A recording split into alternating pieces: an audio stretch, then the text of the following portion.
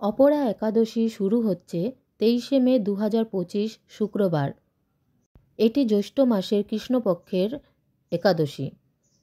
অপরা একাদশীর তিথি শুরু হচ্ছে 23শে মে 2025 শুক্রবার ভোর 1:12 এবং তিথি শেষ হচ্ছে 23শে মে 2025 শুক্রবার রাত 10:29। শুক্রবার ব্রহ্ম মুহূর্ত থাকবে ভোর 3:28 থেকে ভোর 4:11 পর্যন্ত।